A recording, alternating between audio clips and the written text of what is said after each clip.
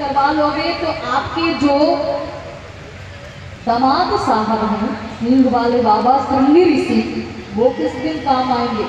अब आप लोगों को लग रहा होगा कि श्रृंगी ऋषि राजा दशरथ के दामाद कैसे हो गए। तो महाराज लक्ष्मण जी की एक बहन थी, मतलब सुमित्रा मैया की एक पुत्री जिनका नाम शांता जी था। राजा दशरथ के एक मित्र थे जिनका नाम राजा श्री रोमपाल, वो पाटलिपुत्र के राजा थे। पाटलिपुत्र आप जानते हो आप लोग, आजकल पटना उसका नाम है, जो बिहार की राजधानी है। पटना तो जानते होंगे, नहीं जानते? अरे ऐसे वैसे तो कर ही सकते हो। ऐसा लगता है पटना के राजा, उस समय पटना का नाम पाटलिपुत्र था।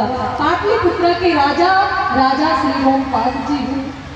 सो राजा रोमपाल जी से जब भी राजा श्री दशरथ मिलते तो बहुत दुखी रहते। राजा श्री दशरथ ने एक दिन पूछ लिया, महाराज आप हमेशा दुखी क्यों रहते हो, क्या बात है, कोई चिंता है?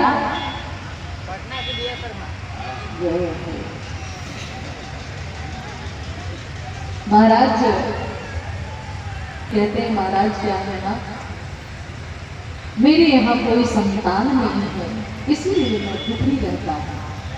राजा दशरथ कहते हैं तो इसके लिए दुखी क्यों रहते हो, मेरी पुत्री है, आप ही इसका लालन पालन कर लो। और अपनी पुत्री श्री शांता जी को राजा दशरथ गोद दे दिए राजा श्री रोमपाल जी को। तो भले ही राजा श्री रोमपाल जी शांता जी का लालन पालन किए, लेकिन वो पुत्री तो राजा दशरथ की थी। और क्या हुआ कि एक बार की बात है, पाटलिपुत्र में सूखा पड़ा, समस्त प्रजा लोग व्याकुल। तो अपने गुरुदेव से राजा श्री रोमपाल जी पूछते हैं, गुरुदेव इस समस्या का कोई समाधान हो तो बताओ। गुरुदेव कहते हैं, मेरा जन यहीं के पास के जंगल में श्रृंगी ऋषि आश्रम है, विभांडक ऋषि का आश्रम है। विभांडक ऋषि के एक पुत्र हैं जिनका नाम श्रृंगी ऋषि है।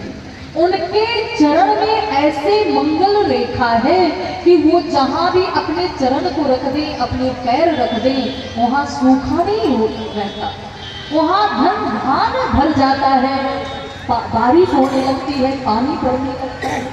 आप बुला लो। महाराज कैसे बुलाया जाए, क्योंकि विभांडक ऋषि अपने पुत्र श्रृंगी ऋषि का लालन पालन ऐसे करते हैं वन में कि कभी किसी स्त्री को देखे तक नहीं, बिल्कुल तपस्वी बना रहे अपने पुत्र को। कहते हैं कि एक उसी समय नर्तकी को बुलाया गया। नर्तकी का नाम लखिया था, नर्तकी का नाम लखिया था। लखिया को बुलाया गया और कहा गया कि श्रृंगी ऋषि आश्रम में जाओ और किसी भी प्रकार से श्रृंगी ऋषि को बहलाकर फुसलाकर यहाँ ले आओ। अब दिन भर ये लखिया झाड़ियों में छुपी रही और जैसे ही विभांडक ऋषि समिधा बीनने के लिए वन में गए तो ये लखिया सामने प्रकट हो गई और अपना हाव भाव श्रृंगी ऋषि को दिखाने लगी और नाचती है, गाती है। श्रृंगी ऋषि स्त्री को पहली बार देख रहे हैं और ये लखिया नर्तकी परम सुंदर थी। सो श्रृंगी ऋषि को बहलाकर फुसलाकर अपने साथ ले आती है लखिया। और श्रृंगी ऋषि को आते ही बारिश होने लगी। तो महाराज सब मंगल हो गया, बारिश तो होने लगी, लेकिन विभांडक ऋषि से यहाँ पे राजा श्री रोमपाल जी अपने गुरुदेव से कहते हैं, महाराज विभांडक ऋषि से कैसे बचा जाए, उनके पुत्र को बुला तो लिया है मैंने, अब उनके क्रोध से वह कैसे बचा जाए। तो कुल गुरुदेव कहते हैं, राजन चिंता की कोई बात नहीं, आपकी जो पुत्री है ना श्री शांता जी, उनसे इनका ब्याह करवा सो राजा श्री रोमपाद जी श्रृंगी ऋषि से शांता जी का ब्याह करवा देते हैं। इधर विभांडक ऋषि को पता चला, क्रोधित होकर आए, लेकिन उसी समय राजा श्री रोमपाद जी के सामने राजा श्री रोमपाद जी श्रृंगी ऋषि और शांता जी को सामने कर देते कि जाओ पैर छुओ, ससुर साहब के पैर छुओ। श्री शांता जी राजा श्री शांता जी विभांडक ऋषि के पैर जाकर छूती हैं और प्रसन्न हो जाते हैं सुंदर सी बहू को देखकर।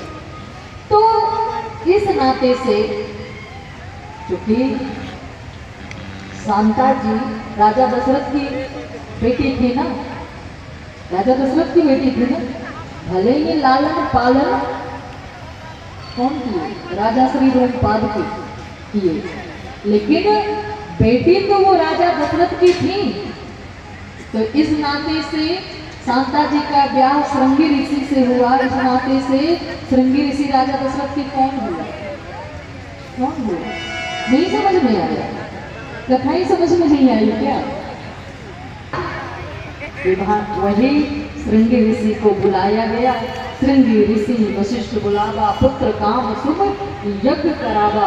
1 साल तक यज्ञ चला और जैसे अंतिम सांवरी